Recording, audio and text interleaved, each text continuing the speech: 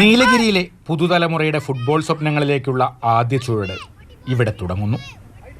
പരിശീലകന്റെ നിർദ്ദേശങ്ങൾക്കനുസരിച്ച് 5 വയസ്സ് മുതൽ പ്രായമുള്ള 200 പേരാണ് കാൽപന്തിന്റെ കളരിയിൽ പയറ്റിത്തെളിയുന്നത്.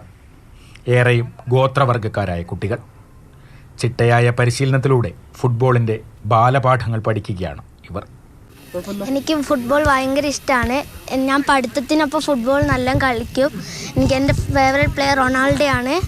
ഞാൻ എന്നും ഇവിടെ വരാറുണ്ട് രാവിലെ. സന്തോഷ് ട്രോഫി മുൻ താരവും തമിഴ്നാട് പോലീസ് ടീം ക്യാപ്റ്റനുമായിരുന്ന CA സത്യനാണ് മുഖ്യ പരിശീലകൻ.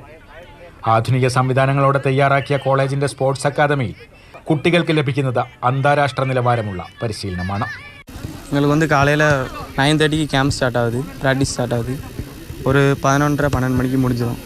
நல்லா ப்ராக்டிஸ் இருக்குது. எங்கள் கோச் பேர் சத்யன். அவர் Santosh trophy player. High altitude കാലാവസ്ഥയിൽ കളിച്ച് ശീലിച്ചവർ നീലഗിരി കോളേജിന്റെ പേരിനൊപ്പം പുതിയ ഫുട്ബോൾ ചരിത്രം എഴുതി ചേർക്കുകയാണ്.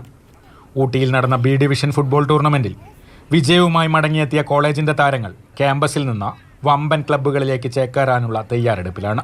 നല്ല എക്സ്പീരിയൻസ് ആയിരുന്നു. അപ്പോൾ നാട്ടിൽ ഞാൻ ഇപ്പോൾ കോഴിക്കോട് ലീഗ് കളിച്ചാണ്, ഡിസ്ട്രിക്ട് ലീഗ് കളിച്ചാണ്. അപ്പോൾ അവിടെ കളിച്ചപ്പോൾ ഇവിടെ കളിച്ചപ്പോൾ നല്ല വ്യത്യാസം. കാരണം ബ്രീത്തിങ് ഇഷ്യൂ. അവിടെ സെക്കൻഡ് ഹാഫ് ഇവിടെ ഫസ്റ്റ് ഹാഫ് നമ്മളൊക്കെ ഏകദേശം തീരുമാനമാകും. അപ്പോൾ പിന്നെ നമ്മൾ ട്രെയിൻ ചെയ്ത് ആ സ്റ്റാമിന ഡെവലപ്പ് ചെയ്ത് കളിക്കുമ്പോൾ പിന്നെ ഫസ്റ്റത്തെ 2-3 മാച്ച് നല്ല ഡിഫിക്കൽട്ടായിരുന്നു.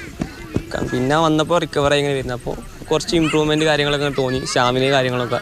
കോളേജിലെ കായിക വിഭാഗത്തിന്റെ നേതൃത്വത്തിൽ 2012 സ്പോർട്സ് അക്കാദമി തുടങ്ങിയത്. കഴിഞ്ഞ 5 വർഷത്തിനിടെ കേരള പ്രീമിയർ ലീഗ് ഉൾപ്പെടെ ഒട്ടേറെ ടൂർണമെന്റുകളിലേക്ക് 50ഓളം താരങ്ങളെയാണ് നീലഗിരി കോളേജ് സംഭാവന ചെയ്തത്. ഇപ്പോൾ ലേറ്റസ്റ്റ് ആയിട്ട് നടന്ന CFA ഏറ്റവും കൂടുതൽ ഇറ്റാലിയൻ ക്ലബ്ബായിട്ടുള്ള ദുബായിയായിട്ട് നമുക്ക് ധാരണാപത്രം ഉള്ളതുകൊണ്ട് അവർ കഴിഞ്ഞ വർഷം ഇവിടെ മാച്ചിന് വന്നിരുന്നു.